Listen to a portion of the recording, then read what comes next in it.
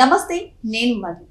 Railway Koduru MLA, జనసేనకు సంబంధించినటువంటి railway Koduru MLA అరవ శ్రీధర్ ఇప్పుడు ఆయన గురించి కొన్ని కీలక వ్యాఖ్యలు అయితే బయట వినిపిస్తున్నాయి. ఆయన ఒక స్త్రీని మోసం చేశారని కొన్ని వీడియోస్ కూడా వైరల్ అవుతున్నాయి. అసలు ఏం జరిగింది? నిజంగానే అరవ శ్రీధర్ అయితే ఒక మహిళను మోసం చేశారా, లేకపోతే ఇది ఫేకా? ఈ రోజు మనం డీటెయిల్ గా తెలుసుకుందాం.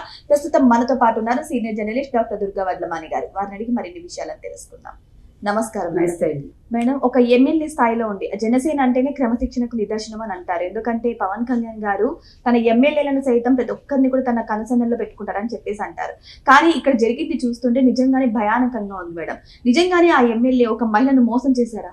అంటే అసలు ఇక్కడ ఎవరిని మోసం చేశారు ఇంకా తేలాలండి. అంటే మనం ఎవరిని నిందించలేదు. బికాజ్ ఇప్పుడు ఈ అమ్మాయి ఎవరైతే ఉన్నారో మహిళ పేరు మనకు తెలీదు. ఆవిడ ఫేస్బుక్లో పరిచయం అయ్యారు అరవ శ్రీధర్. ఈ అమ్మాయికి ఆల్రెడీ పెళ్ళయ్యి భర్తతో విడిపోయారో ఏదో, ఒక బాబు కూడా ఉన్నారు. సో ఆ అమ్మాయి ట్రాప్ చేసి ఉండొచ్చు, అందులో సందేహం అయితే కనిపించట్లేదు మనకి. ఎందుకంటే ఇతను ఒక ఎమ్మెల్యే కాబట్టి అవకాశం. సో కానీ ఇతను ఆ అమ్మాయి వాళ్ళలో పడ్డం అనేది తప్పు.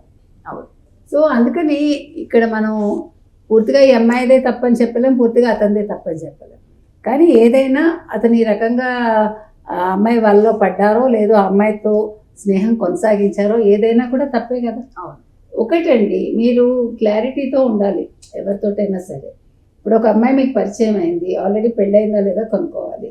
పెళ్ళయ్యాక కూడా విడిపోయారా లేదా, పూర్తిగా విడాకులు తీసుకున్నారా లేదా మీకు నచ్చితే కనుక్కున్నాక మీరు అమ్మాయిని పెళ్లి చేసుకోదలుచుకుంటే ముందుకెళ్ళచ్చు, అందులో తప్పు లేదు. అప్పుడు ఎటువంటి గొడవ ఉండదు. ఇప్పుడు చూడండి, ఇక్కడ మహిళా కమిషన్ ఎంటర్ అయింది. ఆవిడ ఇవాళ ఒక ఆడియో రిలీజ్ చేశారు.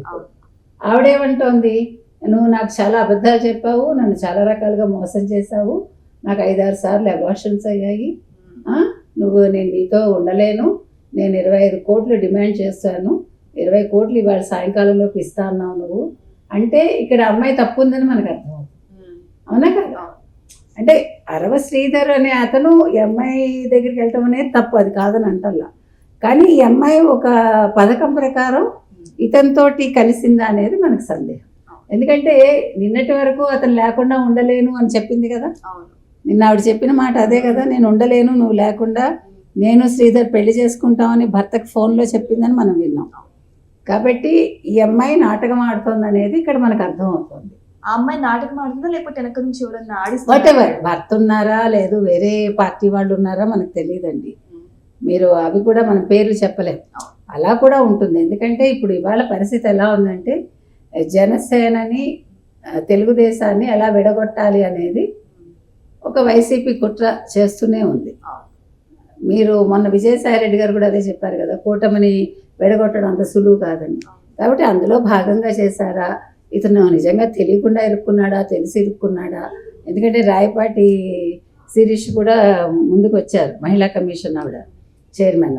సో ఆవిడ ఏమంటున్నారు, నేను ఆ మహిళతోటి మాట్లాడాను, వివరాలన్నీ సేకరిస్తున్నాను, ఒకవేళ ఎవరి తప్పు అయితే వాళ్ళని శిక్షిస్తాము, ఇప్పుడు అరవ శ్రీధర్ తప్పు అయితే అరవ శ్రీధర్ని శిక్షిస్తామని చెప్పారు. ఈయన జనసేన ఆల్రెడీ ఇతన్ని పార్టీ నుంచి బహిష్కరించారు, ఇప్పుడు విచారణ కమిటీని వేస్తున్నారు. దీని మీద వారం రోజుల్లోపు ఇతన్ని వచ్చి ఆ కమిటీ ముందు నివేదిక ఇమ్మని చెప్పారు. కాబట్టి ఎవరి పనులు వాళ్ళు చేస్తున్నారండి. ఇక్కడ ఎవరు కూడా దీన్ని చూసి చూడనట్టు వదిలేయలేదు, ఎవరు ఎంకరేజ్ చేయట్లేదు, అటు పార్టీ పరంగా కావచ్చు, ఇటు మహిళా కమిషన్ కావచ్చు. కానీ ఇవన్నీ కూడా ఎగ్జాంపుల్స్గా తీసుకున్నా కూడా అంటే మనిషి బుద్ధి అంతే, ఇంకా అది మగవాడి బుద్ధి అనాలేమో, అది వెళ్ళిపోతారు. ఆడవాళ్ళైనా అంతే కదా. ఇప్పుడు అసలు మీకు యాక్చువల్గా మిమ్మల్ని ఎక్కువ ఇబ్బందులకు గురి చేస్తున్నది ఫేస్బుక్, లేకపోతే ఇన్స్టాగ్రామ్ పరిచయాలు, లేకపోతే ట్విట్టర్, వాటెవర్ ఆన్లైన్ పరిచయాలు మొత్తానికి. ఇప్పుడు చూసారా, ఆన్లైన్లో మనం సైబర్ క్రైమ్లు చూస్తున్నాం, ఇప్పుడు ఆన్లైన్లో మనం ఈ రకంగా చూస్తున్నాము. కాబట్టి ఇప్పుడు అమ్మాయి ఎవరో ప్రేమగా మాట్లాడేసిందని మీరు పడిపోక్కర్లా. మీరు ఒక ఎమ్మెల్యే అంటే మీరు ప్రజాప్రతినిధి, మీరు కొంచెం విచక్షణతో ఉండాలి, లొంగిపోకూడదు, రాగద్వేషాలకు అతీతంగా ఉండడం నేర్చుకోవాలి కొద్దో గొప్ప. అంటే మీరు మనిషే, మేమేం కాదని అంటల్లా. కానీ అవతల వాళ్ళు ఎందుకు వచ్చారు ఏంటి, వీళ్ళ వెనకాల ఎవరున్నారు, కొంచెం ఎంక్వైరీ చేసుకోవాలిగా. ఇప్పుడు ఈ అమ్మాయి ఆడియోతోటి మనకి ఇవ్వకపోతే అనే చోట కట్ అయిపోయింది ఆడియో. సాయంకాలంలోపు 20 కోట్లు ఇవ్వకపోతే అంటే నీ సంగతి తేలుస్తారా, మిమ్మల్ని చంపుతారా, లేదు పంచాయతీ పెడతారా, ఇంకేం చేస్తారు, లేదు ఫోటోలు ఏమైనా రిలీజ్ చేస్తుందా ఆవిడ, ఇవన్నీ కూడా సందేహాస్పదంగా ఉన్నాయి. కాబట్టి ఇప్పుడు మనకి కొంచెం ఆవిడ మీద అనుమానం వస్తుంది. నిన్నటి వరకు అరవ శ్రీధర్దే తప్పని అందరూ అనుకున్నారు. ఇప్పుడు వాళ్ళ అమ్మగారు కూడా బయటకు వచ్చి నా కొడుకు మంచివాడు, అమాయకుడు, ఆ అమ్మాయి ట్రాప్లో వేసింది అని అన్నారు. అది ప్రతి తల్లి చెప్తుంది. ఇప్పుడు ఆ తల్లే కాదు, నా కొడుకున్నా నేను అలాగే మాట్లాడతా, అది తల్లి మనసు. సో దాన్ని మనం ఎక్కువ కన్సిడర్ చేయక్కర్లేదు. కానీ ఈ ఆడియోని మాత్రం బేస్ చేసుకుని మనం ఇక్కడ మనకి సందేహంగా ఉంది. ఈ సందేహానికి జవాబు రేపటికి వస్తుందని మనం వేచి చూద్దాం. ఏదేమైనా సరే అరవ శ్రీధర్ విషయం మాత్రం ఇప్పుడు తారాస్థాయికి చేరిందని చెప్పొచ్చు. ఎందుకంటే ఒక మహిళ విషయం కాబట్టి నిజంగా ఆ మహిళది తప్పుందా లేకపోతే అరవ శ్రీధర్ది తప్పుందా తెలియాలంటే మనం కొంచెం సమయం వెయిట్ చేసి చూడాల్సిందే. Thank you so much. Thank you thank you అండి.